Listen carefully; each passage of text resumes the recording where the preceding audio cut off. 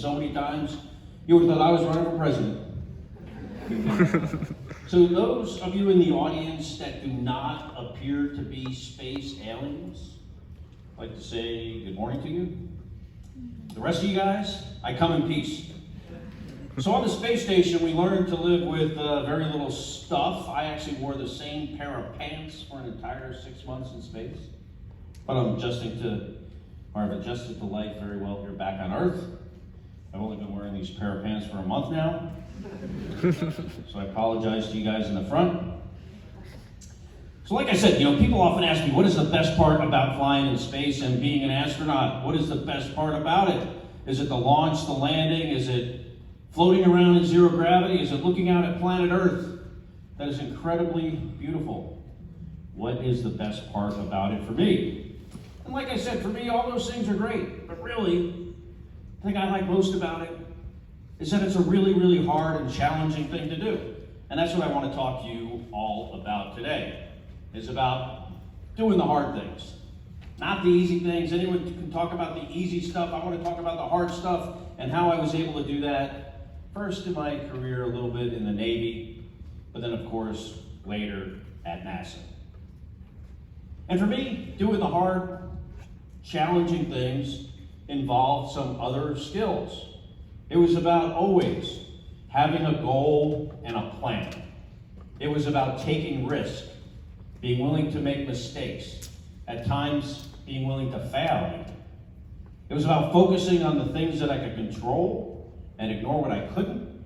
It was about testing the status quo, and of course, about working as a team. Because in my experience, when I was able to put all these things together, what I learned is that the sky is not the limit.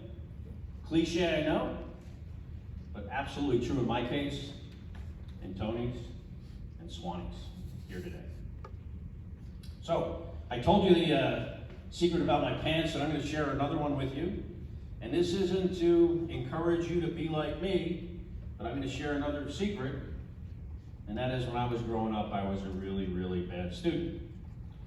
I was the kid that sat in the back of the room looking out the window or looking at the clock, trying to make it go faster. And I was not the kid you would have ever thought in a million years would become an astronaut someday. I grew up in New Jersey in the United States, during the height of the Apollo space program.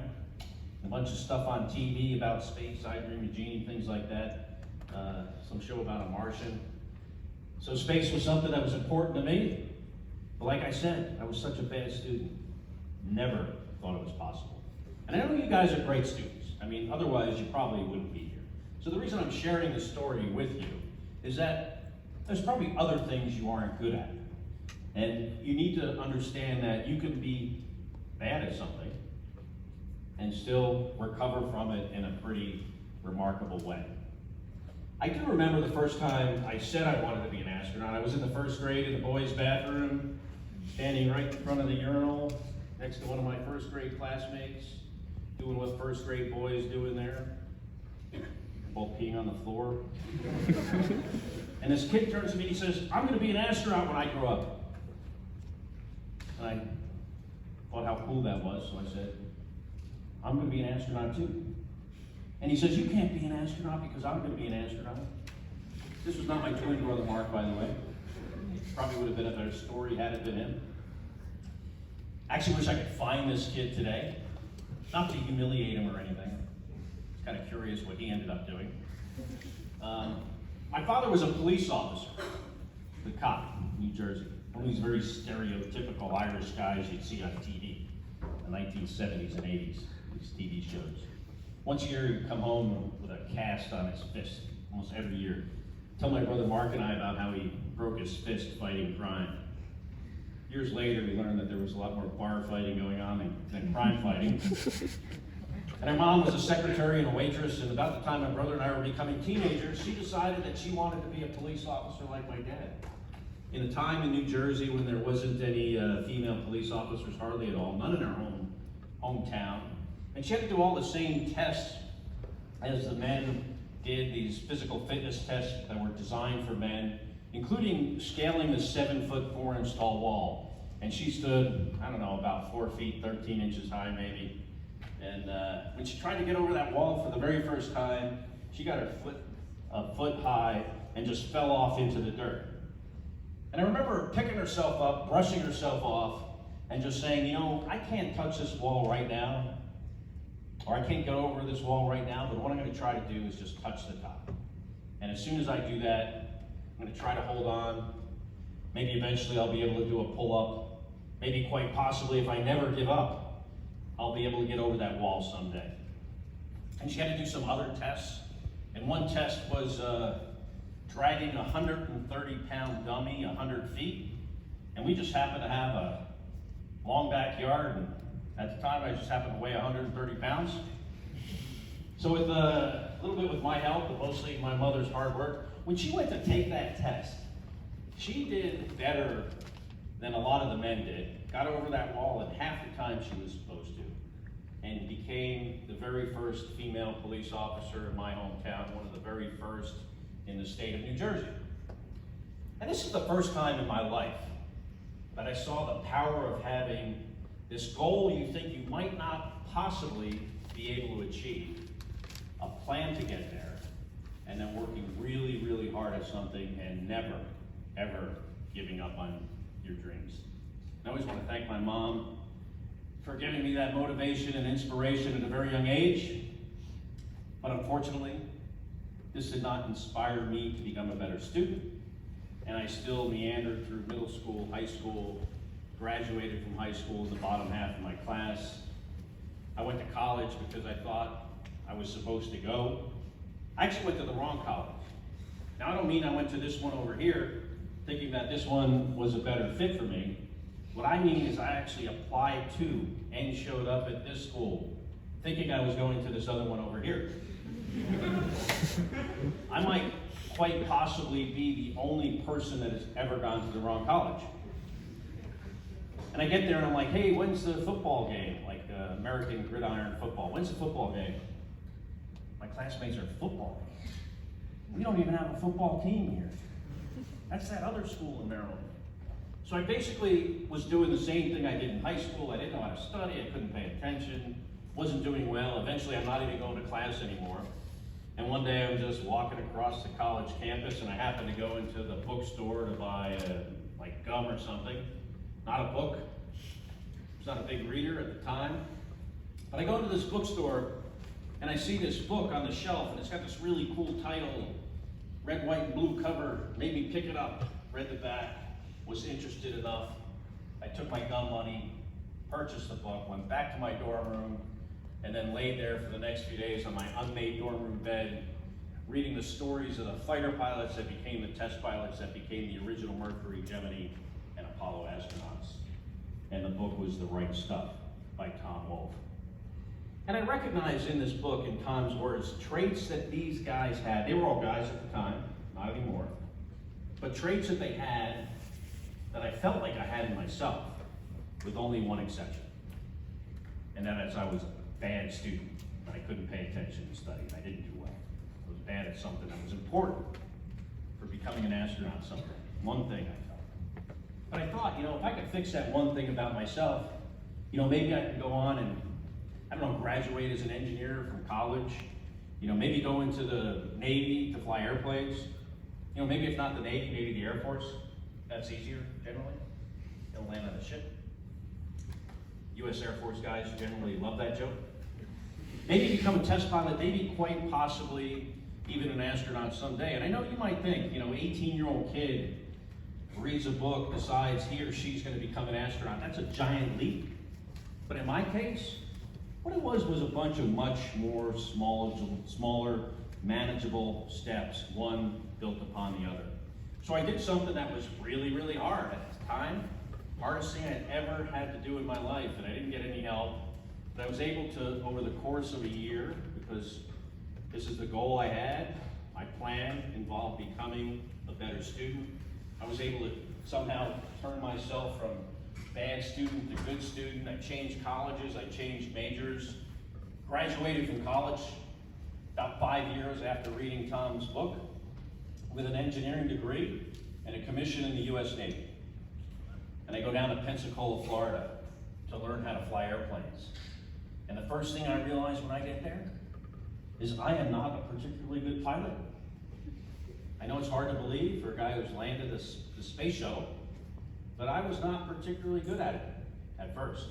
You know, what I've learned throughout my entire career is how good we are when we start something has no relationship whatsoever than how good we can become at anything if we just never, ever give up on ourselves. And I know this because, you know, some of the guys I went to flight school with, they had a lot of flight experience. And they did really well in the beginning. And most of them, probably all of them, never became astronauts. So I did a little bit better over time. I got assigned to fly jet airplanes. Eventually got my Navy wings, got assigned to fly the F-14 Tomcat, which was famous for being in a movie in the 1980s. Now a little bit famous for being in the movie now, recently with Top Gun Maverick. And, but also famous for being a really, really hard and challenging airplane to land and, you know, killing a lot of people. Not the enemy, but the people that flew the airplane. And almost me on a number of occasions, including the first time I tried to land the F-14 on the ship. And you do this to qualify as a Navy pilot. You have to land on the ship during the daytime, and then, assuming you're good enough during the day, later at night. And the first time I'm flying over this ship, it looks like a small postage stamp of a thing floating up and down in the middle of the Atlantic Ocean. And I turn downwind, what it's called, and I get the landing gear, the flaps, the hook down. I come in for my very first arrested landing, and the hook, the tail hook of the plane, actually hits the back of the ship. It's called the stern, the round down, the part that goes down to the water. And I roll into that first wire. You know, sometimes I used to give this speech with my brother, and this is a time when he would say, "That's crashing." Not exactly. You know, I didn't break the airplane, but I almost did. And I roll into that first wire, and I stop, and I raise the hook. I thought they were sending me to the catapult again to try my second landing, but pretty soon they taxi me to the side. Guys run out with chains, they chain the airplane down. They have me shut down the engines. I open up the canopy, I jump out, and at the base of the stairs, the instructor that grades our landings, the first thing he says to me is, "Are you sure this career is for you? I mean, you almost crashed. We're not letting you do this again." And they put me back in the airplane and they sent me home. And I get there. The commanding officer of the squadron talks to me and he says, "We're not sure we're gonna let you do this again." So it was just so bad. And this is during daytime, which is easier. It was so bad. They said, they gave me another option. You know, it was kind of, you know, the flying the cargo plane of rubber, you know, dog crap out of Hong Kong option, which, you know, Maverick almost had to do. But over time, he offered me another idea, and he says, "Hey, we might consider letting you try this again for a second time, but understand, you're not just gonna just have to pass. You're gonna have to do well enough during the daytime and at night, one chance, and if you fail, you're not gonna be allowed to fly anything in the Navy, not even a cargo plane, nothing. Your dreams of being a pilot are over." And I thought to myself, you know, if I'm gonna fail at something, I might as well fail at something I think I can't achieve, right? Rather than something that's easier. Rather than succeeding at something that's easier. You know, at least this way, I will know what I'm really, really capable of accomplishing. And I think this idea of being willing to take risks, being willing to make mistakes, being willing to fail at times, is a very important trait for people that are very successful in life. You know, oftentimes you hear about these entrepreneurs as a really good example. You hear about, oh, they're successful business, their app they created, now they're billionaires, they're really successful. The story you don't hear is often those guys had many, many failures along the way that they learned from.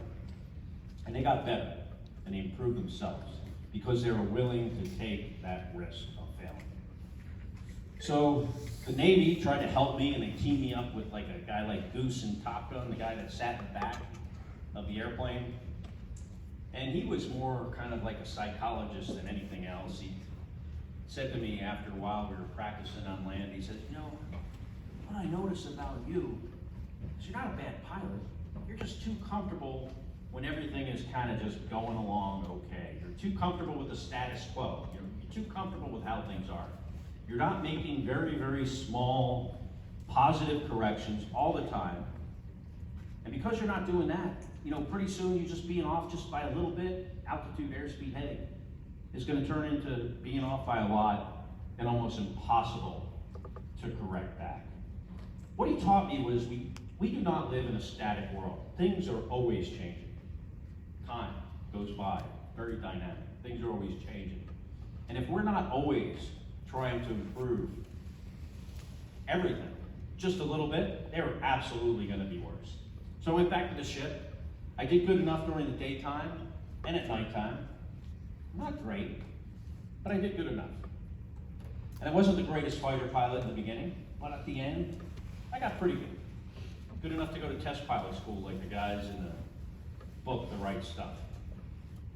It took about a year and I become a test pilot in the Navy, and I'm working in my office one day as a test pilot, and my office mate that we shared a cubicle with, he was working on this big stack of papers one day, and I just said to him, I said, "What's that you're working on?" It didn't look like a report. I said, "What is that?" And he says, "This is my astronaut application." And I thought to myself, I said, "When does that due?" And he says, "Tomorrow." And I thought to myself, you know what? I'm going to fill out one page. I'm going to send it to NASA. I will get rejected, but what's the harm? Taking that risk of failing. So I fill out a one pager, I send it to NASA, figuring I would never hear anything again. My brother Mark, my twin brother, he is also a test pilot at the same time, but we had a very different path into the Navy. He had a much different college experience. When we became high school students, he went over one summer from being a bad student like me to being a really good student, just practically seemed like overnight. And I always wondered how that happened, and I thought to myself, I asked him, I said, "How did you become a good student? What happened?" And he says, "You don't remember in like high school when our dad sat the two of us down and explained to us how he was going to start thinking about a vocational education, vocational school, like, working on things with our hands, that kind of school for the two of us?" I said, "No, I don't remember that." I had no recollection whatsoever. Probably only because it was like a squirrel running outside the window. Had it not been for that squirrel, I'm pretty sure I would have went to MIT like Tony did. But I didn't. So my brother's a test pilot at the same time, and he comes to me one day and he says, "Hey Scott, NASA called me for an interview." And I thought, how excited, I was so excited for him. My twin brother might be an astronaut someday. And then he asked me if he could borrow my suit, because I didn't have a suit, or he didn't have a suit. He knew I'd just been to a wedding recently, and so I gave him my suit. He goes down to NASA. He is there for a week, comes back, he gives me my suit back, and then like a month or so goes by, and I get a call from NASA, and they want to interview me too. And I tell my brother, he's sort of excited for me. Not as excited as I was for him, maybe. But then I say, "Hey, by the way, you have to buy me a new suit, right? Because how ridiculous would that look if I showed up in the same clothes?" But he's I'm the guy with the gum in his mouth, by the way.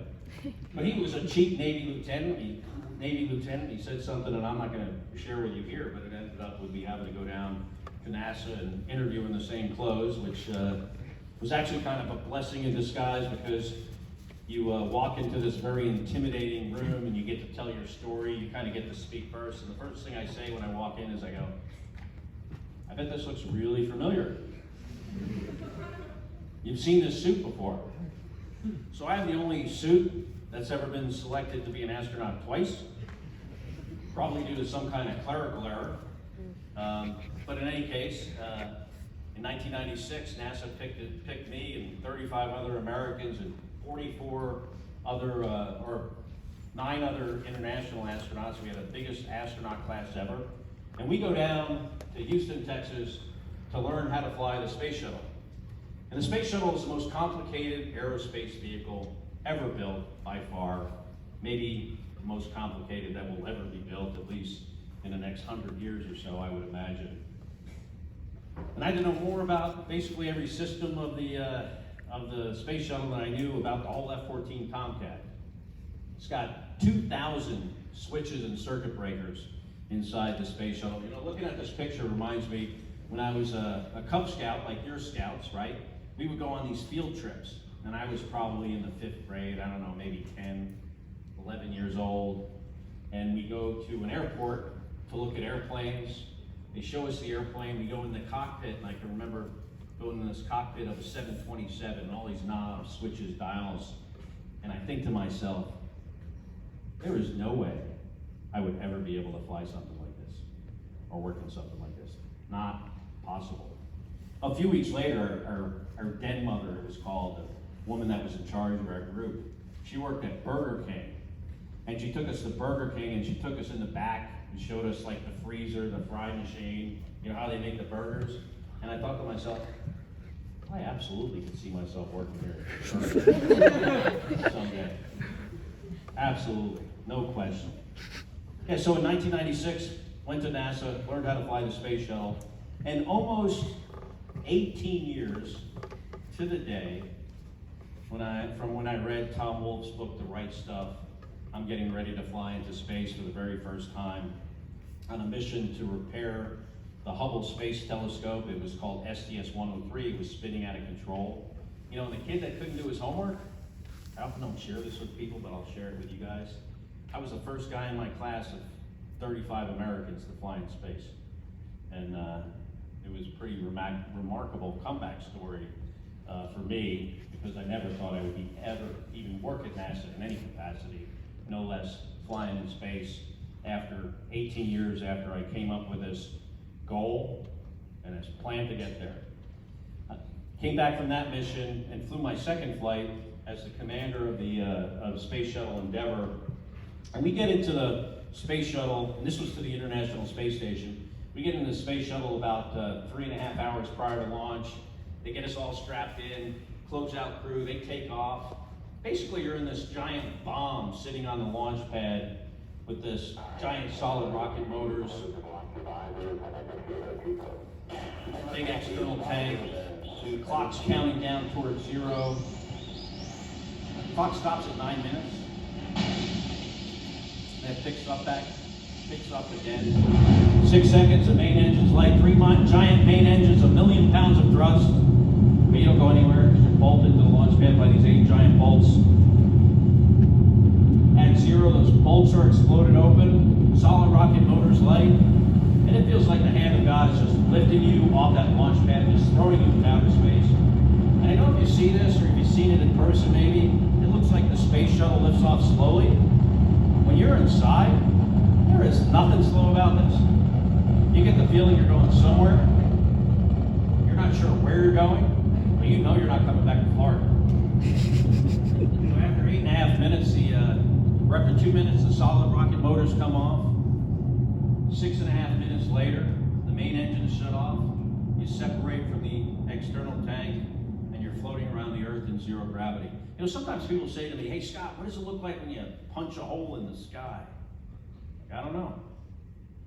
2 flights on the space shuttle, sitting right in the front, and I never looked out the window one time. You might wonder, how is that possible? Well, in the Navy and at NASA, I was taught this idea of compartmentalization, which means focusing on the things that you can control and ignore what you can't. And what I could control was these 2,000 switches and circuit breakers in front of me, doing my job, following the procedures, and it never dawned on me one time to look out the window.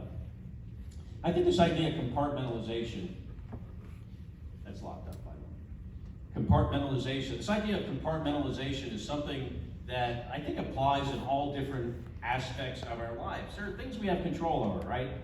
We don't have control over the pandemic, when it's going to be over. We have control over, being at home and doing a good job on your homework.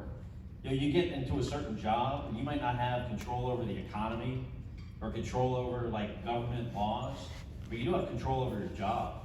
Understanding what we have control over, compartmentalizing that, and then focusing on those things versus the stuff that doesn't matter. And it wasn't until I was in space for about 20 minutes that I looked outside for the first time, and I saw something on the horizon. I didn't recognize what it was. And I said to the guy next to me, the commander of the space shuttle, I said, "What is that?" And he says, "That's the sunrise."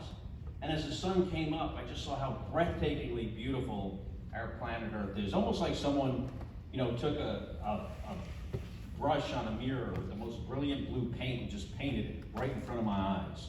And I knew right then and there I would never, ever see anything as beautiful as our planet Earth again. We rendezvoused a few days later with the space shuttle. We were an assembly mission. We put some parts on the outside of it, brought some cargo on board, left. I got back from that flight, and NASA assigned me to what I used to call a long duration flight of 6 months in space. And when I got back from that flight, that's when NASA started talking about sending 2 people in space for a year, as it turned out to be nearly a year. And somehow they came up with me, the guy that couldn't do his homework, and this other guy I now refer to as my Russian brother from another mother, or my Russian brother from my brother from a Russian mother, something like that. And he and I were going to spend a year on the space station. You might wonder, why so long? Well, someday we want to go to Mars. And Mars is really far away. It's going to take, 250 days to get there. You're going to have to spend more than a year on the surface, 250 days to get back. And when we're in space for a really long time, bad things happen to our physiology. We lose bone mass at 1% a month if we didn't do anything about it. Muscle mass at the same rate. After 100 months in space, if you didn't do any exercise, you wouldn't have a skeleton left. You'd be like Gumby or something, maybe. You have the effects on our vision, the effects on our immune system from the microgravity, the radiation, anywhere from 10 to 20 chest x-rays of radiation every single day. And we need to understand how that affects us if we want to, travel further and further in space someday. So in March of 2015, second time in my life, I'm in this place called Baikonur, Kazakhstan, Central Asia, middle of nowhere, which is a great place to be if you're launching into space for a year. Kind of makes you think you're already halfway there, sort of. And we get out to the launch pad in Kazakhstan, and unlike in Florida, the launch pad is not abandoned of people. There's like 100 people at the base of this fully fueled rocket, and you're trying to get through the crowd. Some of them are smoking cigarettes. Base of a fully fueled rocket. So you want to get out of there as soon as you can. There's an emergency escape system on the top, so you get on the stairs, you wave goodbye, you get inside the Soyuz, and the Soyuz capsule is about as small as it possibly can be, and you can fit 3 grown people in there. You're elbow to elbow, your knees are up to your chin, it's hot, it's loud, it's dark, painful. After sitting there for about 3 hours, eventually just some guy comes up in Russian and says ignition. I can just picture one of those smokers lighting that cartoon rocket. It takes about 6 hours to rendezvous and dock with the International Space Station, and then Misha and I, we float through this hatch together because he and I are together in this for an entire year as a team. 13 other people will come and go, but every day it'll be me and Misha. And I get inside the space station.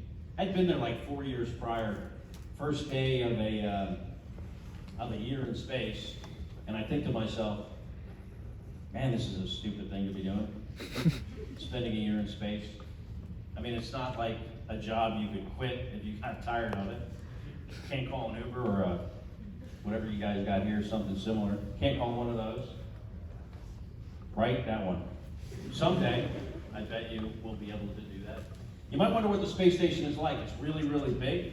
It's got 2 distinct sections. There's a U.S. and a U.S. part to it, which is the European astronauts, the Japanese. The modules are big and bright, roomy, scientific laboratories. And there's a Russian segment. They're actually, smaller, darker, a little bit more sinister looking maybe. But we share the whole thing. Both sides, international crew.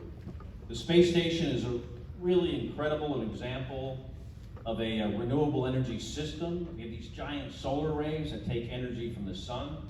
We use that energy to operate all the equipment on board. We take our urine on board the space station and we turn it into water, which we then drink. And we turn it into urine again. And we drink it again. Actually, we drink it again after we turn it into water. I know what you're thinking. That guy drank his pee for a whole year. Actually, I drank everyone's pee. It's all mixed together. But it does taste better than the water in Florida. You know, some of that water we use with electrolysis to create oxygen. We scrub the atmosphere with carbon dioxide. All these things that we're going to have to know how to do really, really well if we're going to send people to Mars someday. But the space station is also about the science. And it's science in basic research, stuff that only generally governments can do because there's not a quick return on the investment. Research in biology, chemistry, physics, material science, pharmaceuticals. And this microgravity environment allows us to learn things that we can't learn on Earth because we have this variable gravity that is very, very hard to control for any length of time on Earth. So this environment gives us the opportunity to learn new things. There was one experiment that got a lot of attention, and that was this twin study with my brother Mark and I. Now people think that this was a good experiment because my brother is also an astronaut, so he was a good control subject. But if you think about it, he's only flown in space for 50 days compared to my 500. See that? 500. That's a lot funnier when he's standing next to me. But no, it was an experiment on our genetics because we were identical twins and almost genetically the same, genetically identical. And they found some interesting results from this research. They found that 7% of my gene expression changed over the course of the year I was there. My telomeres, which are the ends of our chromosomes, are really an indication of our physical age. As we get older, they get shorter and more frayed. And the hypothesis was that in space, because of the stress, the microgravity, maybe the carbon dioxide, all things we're really not sure of, that my telomeres would have gotten worse compared to his, but they actually got better. Now the scientists originally thought this was maybe due to the diet and the exercise on board, but about 6 months after I got back from the mission, NASA realized that JAXA, the Japanese Space Agency, also had a telomere experiment on some worms on board the space station, and their telomeres got better too, compared to the ones on the ground. And I never once saw those worms working out on the exercise equipment. So there's something clearly more to this, and they think it's actually the radiation. They think a certain amount of radiation is good for certain, physical processes. But the best part, maybe the only good part about having an identical twin brother is the spare organs. So this was the first time I got to do a spacewalk on my, this is my last and final mission into space. And I'll tell you what, when you open that hatch and the Earth is 250 miles below and you're going 17,500 miles an hour, there is nothing more important than what you are doing right now, which is holding on and making sure your tools don't float away and doing your procedures and focusing on what's in front of you, the stuff you can control, and ignore everything else, which is really hard to ignore when you're flying around the Earth in a vacuum outside a space station when it's just you and your spacewalking buddy. You have all these people on the ground helping you, but it wasn't until I was doing the spacewalk for a while and I realized, all those smart people, they're great. You can only rely sometimes on yourself and your teammate. That's absolutely the case when you're outside doing something like this. And you have this big distraction in front of you, which is planet Earth. I remember the first time I looked at Earth from space, and I thought to myself, I said to one of my crewmates, I said, what is that film over the surface, that thin film? And one of the guys who had flown a bunch before, he says to me, he goes, that's our atmosphere. I just saw how thin and fragile Earth's atmosphere is. Sometimes you look at parts of the planet, certain parts are almost always covered in pollution. The rainforests in South America I noticed on my first flight in 1999 looked much different than when I came home in 2016. So on the space station, you know, our jobs are doing the science, but also our jobs are taking care of the facility, you know, the general maintenance stuff, like, you know, cleaning up, stuff like changing filters, things like that, but also breaking or fixing the hardware, and sometimes breaking the hardware too, but then having to go and fix it later. But also, you know, occasionally there is some time to have a little bit of fun. So towards the end of my mission, my brother said to me, my brother Mark says, I'm sending you a gorilla suit. And I said, why are you sending me a gorilla suit? And he says, because there's never been a gorilla in space before. This guy's now a U.S. Senator, by the way.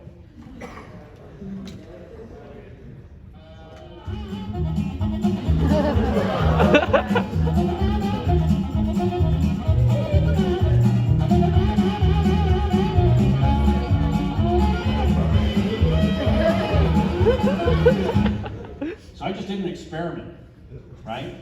You guys don't know you were a part of it. I'll tell you what it was. So when I was a kid growing up, I couldn't pay attention. Sat in the back of the room. It didn't matter if an astronaut came in and talked to our class. There was always a couple of kids that just would not pay attention even to an astronaut. But you know what they pay attention to? Space gorilla. And I noticed some of you guys that were nodding off actually woke up for the space gorilla. So my experiment was a success. So after being in space for nearly a year, you know, eventually it's time to come home and we get back into our Soyuz spacecraft. Told you it was small, right? We close the hatch, we undock, we get about 6 miles away, and eventually we fire the deorbit engine. That slows us down by